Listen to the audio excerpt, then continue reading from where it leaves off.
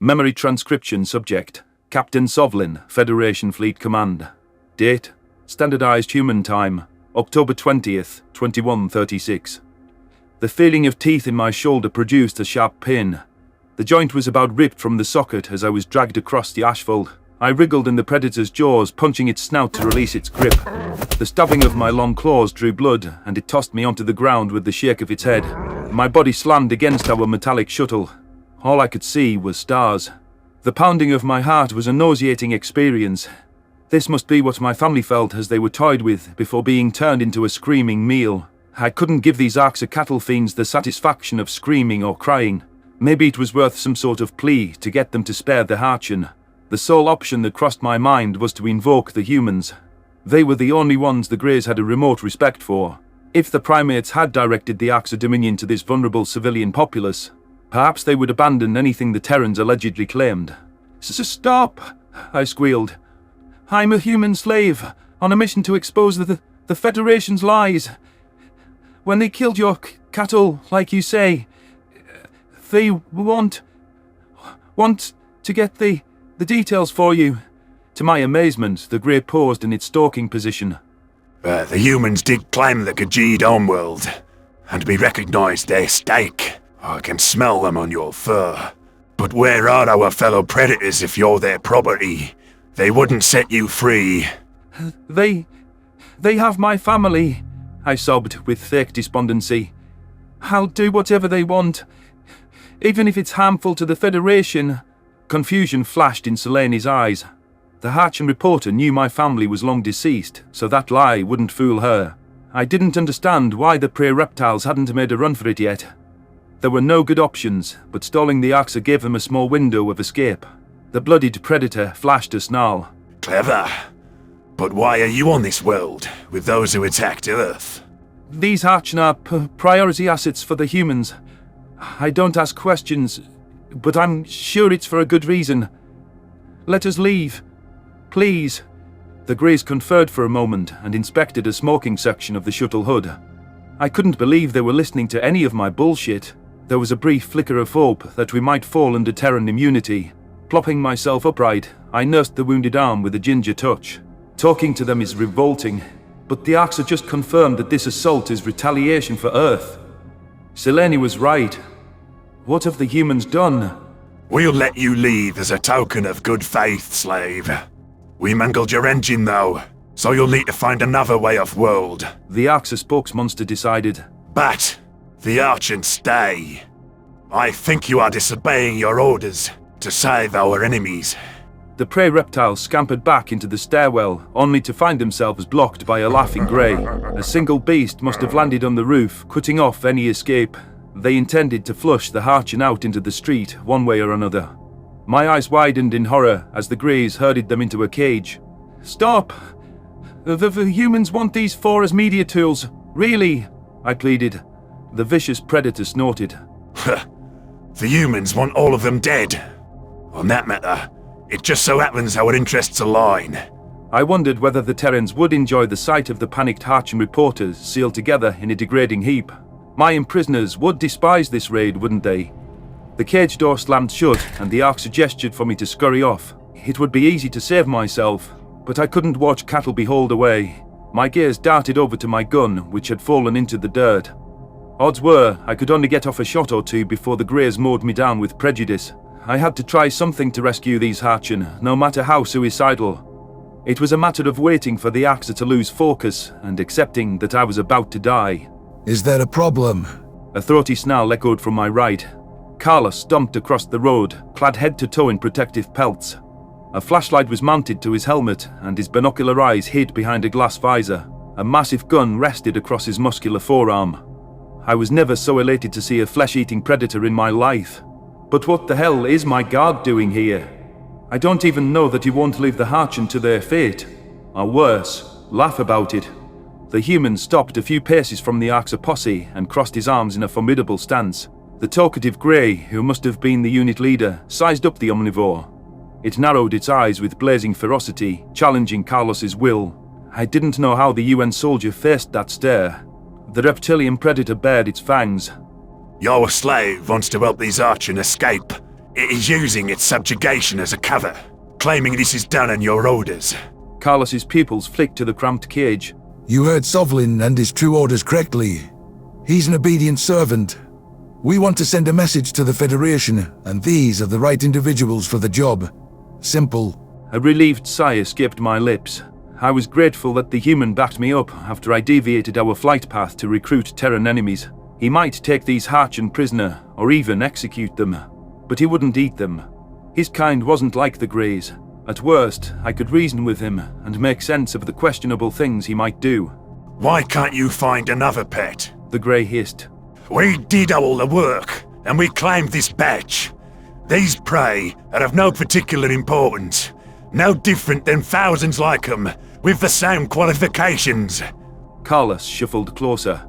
Our personnel selections are made off of data, simulations, and the best strategic minds on Earth. Are you questioning our judgment? Yes, I am. Say it again, you fucking coward.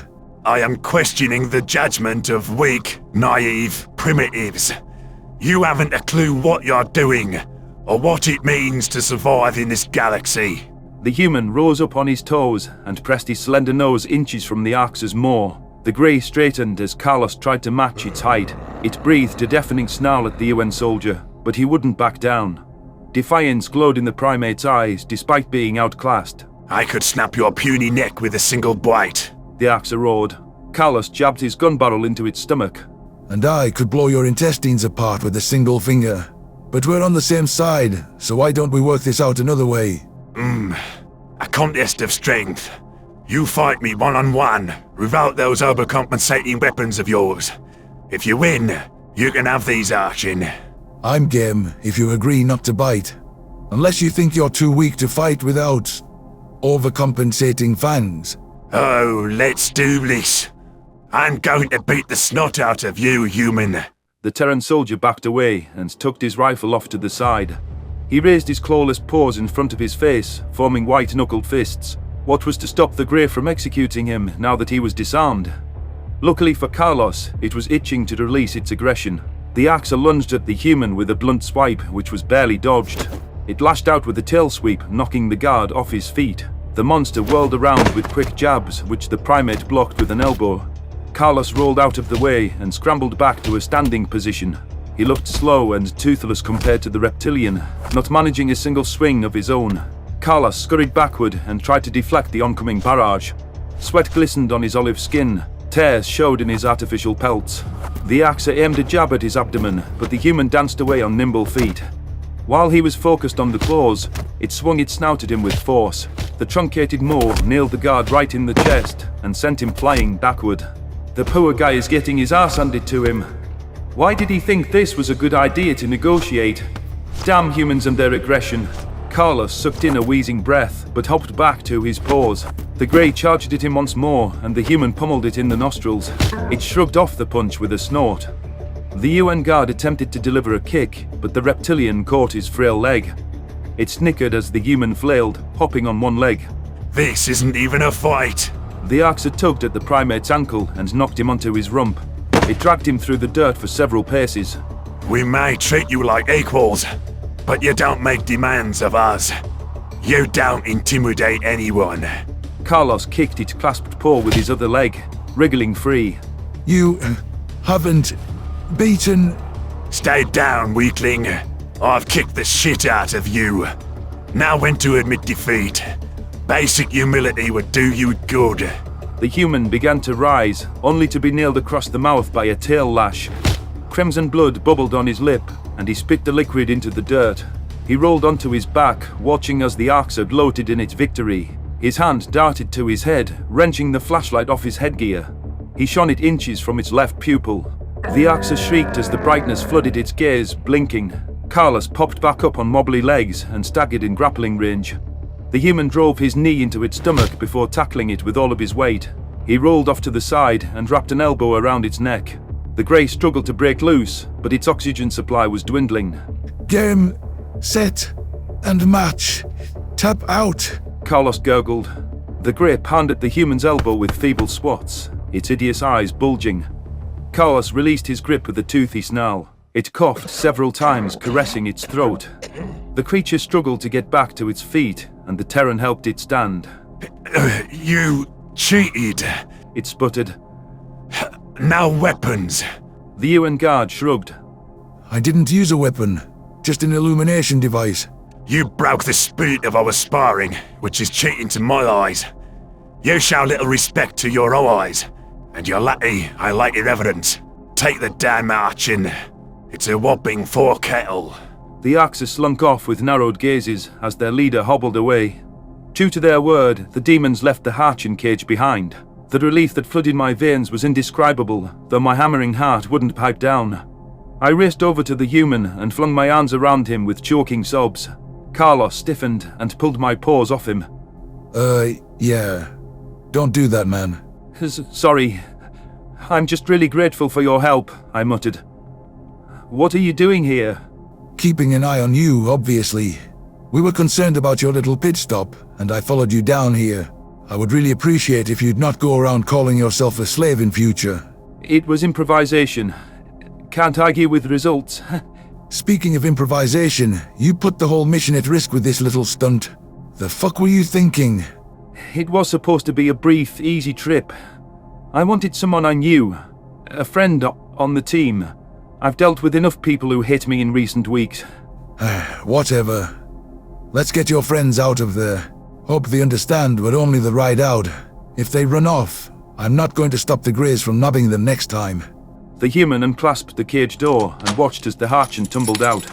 Selene inspected the predator with petrified eyes. Her comrades seemed repulsed by Carlos's lumbering form too, squealing as they returned his stare. The journalist's eyes darted to the side as though they wanted to run. Did you tell the Arxer to attack us? Selene blurted. Carlos narrowed his eyes. I don't know. That's above my clearance level. If we did, it was likely to deter your forces from attacking us. The UN wouldn't want this to happen. I slumped my shoulders.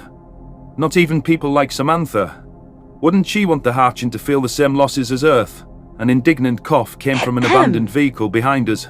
Upon closer inspection, the female human was stretched out behind cover. A thin rifle barrel with a glass ornament was propped on the ground. She must have been monitoring the interaction the entire time and watching Carlos's back in case his confrontation went awry. I don't believe that people deserve to die for what they are. That's the Federation. She growled. If an individual renounces their government, I'm sure Earth would welcome them with open arms. Now the ones responsible, complicit, or indifferent. Carlos cleared his throat. We parked a few blocks away, somewhere we wouldn't be visible to the whole world, Sovlin. Stick close, guys, and follow us. The human retraced his route with delicate bootsteps. His rifle was ready if any Axer crawled out of the woodwork, and Samantha fell in at his side. The Predator guards forged the path for the Harchin journalists, ignoring their hesitance. It was remarkable to see the vengeful primates aiding a species that partook in the attack days prior.